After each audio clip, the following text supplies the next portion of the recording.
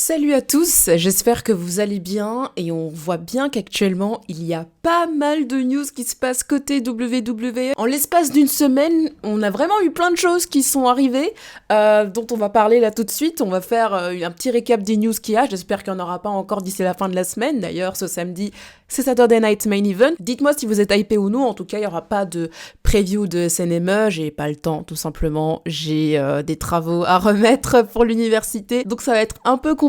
Mais parlons des news, on va commencer avec la première. Ludwig Kaiser s'est fait arrêter pour coups et blessures, et en fait c'est lié à une altercation qu'il aurait eue avec l'un de ses voisins, Richard Rip, c'est bien ça son nom, ouais, Richard Rip. Cette altercation a donc eu lieu le 23 avril à son appartement. Ce qui s'est passé en fait, c'est que t'avais le Richard Rip, il était dans l'ascenseur, et après t'as le couple Ludwig Kaiser avec une femme non confirmée encore, mais on suppose que c'est sa petite amie, l'intervieweuse à la AAA, Andrea Bazar, si mes souvenirs sont bons. Et selon le témoignage de Richard Rip, ces derniers se comportaient de manière intime, incontrôlable. Enfin, il visait surtout Ludwig Kaiser qui disait qu'il embrassait la femme d'une manière agressive, qu'ils étaient tellement intimes et qu'ils devaient apprendre en fait à avoir des manières, c'est ce qu'il a dit en tout cas en sortant du 12e étage pour aller vers son appartement.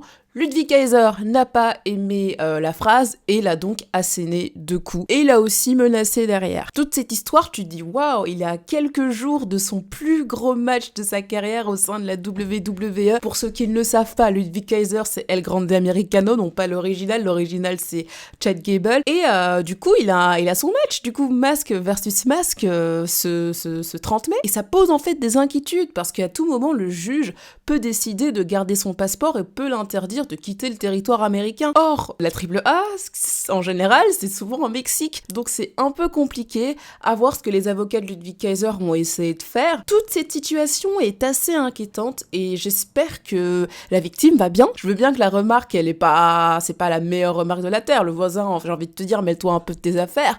Mais le frapper...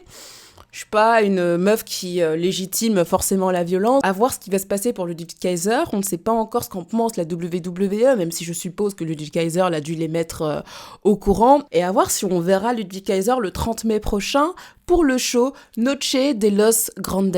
En tout cas, la situation est réellement à suivre. On verra bien ce qu'en dira les enquêteurs et on verra bien ce qu'il en sera pour Ludwig Kaiser. Parlons d'une deuxième news. La WWE voudrait faire un changement du côté des tag teams. À tout moment, là, elles se disent pourquoi pas s'intéresser à nos tag teams, on va essayer d'apporter du changement, on va essayer de ramener beaucoup plus d'équipes. Du coup, j'en viens à la prochaine news ici, le retour potentiel de Enzo Amore et de Big Cass. Vous vous rappelez d'eux? C'est des mecs qui étaient là en 2017. Enzo Amore, à l'époque, je l'aimais bien. C'était un bon worker, il parlait très bien au micro, il était assez divertissant. Big Cass, j'ai jamais trop accroché avec lui, hein. Enzo Amore, quand même, qui était assez controversé, il était sur les persona non grata côté WWE et même côté indie. Les gens ne l'appréciaient pas forcément, j'ai envie de te dire. Enfin, il faisait un peu de la merde, c'est un peu un con, hein. C'est un mec qui a vraiment fait de la merde. Il avait été viré pour accusation de V, je vais pas dire le mot ici. Le dossier, il a été clos pour faute de preuves. Mais voilà, donc les mecs sont prêts à ramener un mec pareil, un mec assez controversé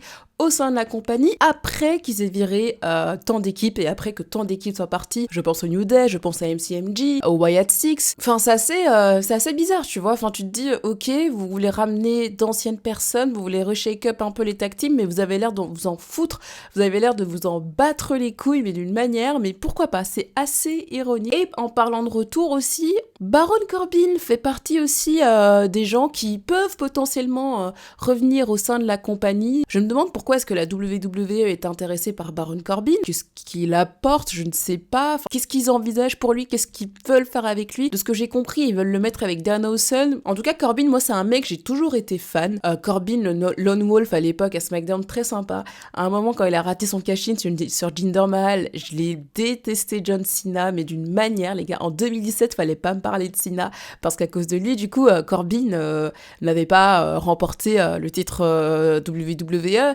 Et Cena, il a dû faire un peu de politique en backstage pour dire que le mec n'était pas prêt et qu'il fallait qu'il perde. Enfin, je vous avoue que j'avais vraiment la haine à ce moment-là envers Cena. Après, moi, j'aime pas ce truc de virer des gens, ramener d'autres gens, après tu sais pas quoi faire et du coup tu vas les virer d'ici un an. Enfin, alors qu'il y a des gens plus talentueux, tu peux nous faire revenir Dolph Ziggler par exemple, tu vois, il est très très bon ce mec. Mais bon, à voir ce qu'ils vont faire avec. En plus, c'est déjà en fin de carrière, donc c'est vraiment pas dans leur logique habituelle, mais bon, c'est la WWE, il y a pas de logique tout court, donc à voir ce qui va se passer. Et en parlant de retour, il y a eu un retour en début de semaine, celui de Brock Lesnar. Brock Lesnar est sorti de sa retraite. Le mec nous a tous feintés. Après, on ne sait pas si c'était une feinte, si c'était prévu, si c'était kayfabe. En tout cas, il avait vraiment l'air ému, il a vraiment pleuré. Ça veut dire que Lesnar, putain, le niveau acting, c'est que c'est fort. Mais je pense qu'il avait vraiment pris sa retraite à WrestleMania. Après, c'est mon avis et que peut-être la WWE lui a demandé de revenir. Je ne sais pas pourquoi, mais c'est bizarre. Lesnar qui va catcher en Europe, Lesnar en Italie. Enfin, c'est même pas pour un show en Arabie Saoudite.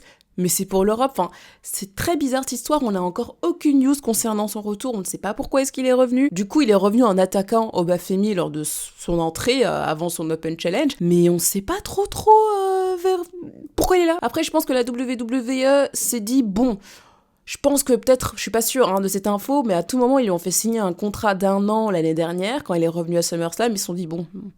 Le contrat, il est pas fini, on va le faire catcher à SummerSlam chez lui. Ou alors, c'est peut-être lui qui a demandé à revenir. Après, c'est bizarre, en fait. Je pense pas qu'il ait demandé à revenir pour réaffronter Obafemi, c'est bizarre. Mais je pense qu'il a demandé à revenir pour terminer sa carrière au Minnesota lors de SummerSlam. C'est bizarre, pourquoi le mettre contre Obafemi? C'était tellement bien à WrestleMania, t'aurais tellement pu finir sur cette note-là, c'était une très bonne note pour Lesnar. Mais bon, je ne sais pas, on ne sait pas si c'est la WWE, on ne sait pas si c'est Lesnar lui-même qui a décidé de revenir, mais Lesnar pour Clash in Italy, déjà la carte de Clash in Italy, avec ces 3 matchs-là, je me dis ok d'accord, WrestleMania level pour le coup. On n'a pas encore de news, on verra bien d'ici les prochaines semaines. Sinon, un autre retour, mais bon, sur nos écrans, cette fois-ci, vous savez que je suis une très grande fan d'LA Knight, et LA Knight est revenu sur nos écrans, alléluia. LA Knight n'est pas licencié d'une manière ou d'une autre, LA Knight est là, il est retourné dans sa loupe avec la Bloodline, The Vision, bref. LA Knight qui est encore perdu, les créatifs n'ont aucun plan pour lui, on ne sait pas vers où il va, il est en backstage, en tout cas on le voit sur notre écran, c'est déjà ça. Mais bon, c'est assez dommage, j'ai envie de voir LA Knight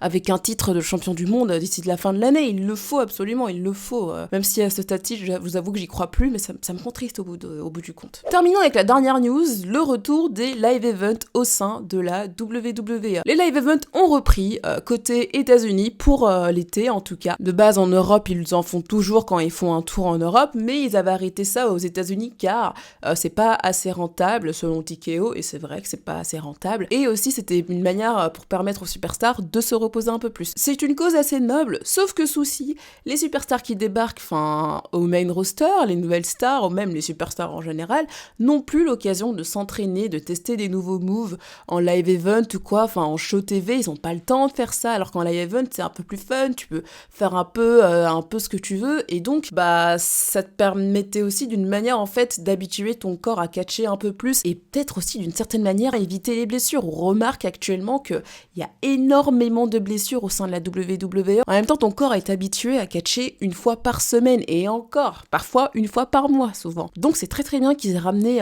les live events en été, pourquoi pas, ils ont trouvé un juste milieu, pas tout le temps, pas 200 jours sur l'année, mais pourquoi pas en été, histoire de se mettre dans le rythme, on va dire, surtout pour les nouvelles recrues qui viennent d'arriver, histoire de s'acclimater au rythme main roster et de s'entraîner encore un tout petit peu plus, c'est parfait je trouve. C'est le bon moyen de faire ça, mais il y a toujours le risque de blessure, toujours en live event, ça arrive toujours, ce risque est toujours là en tout cas. Voilà, c'est fini pour ce react aux news, on va dire, au sein de la WWE, les news de la semaine qu'il y a eu. Saturday Night Main Event, c'est ce samedi soir. Est-ce que je compte le regarder en direct? Je ne pense pas, mais le show est très bien. Franchement, la carte du show me hype quand même, mais je privilégie mon sommeil parce que le lendemain, du coup, je serai annonceuse à Bodyzoy.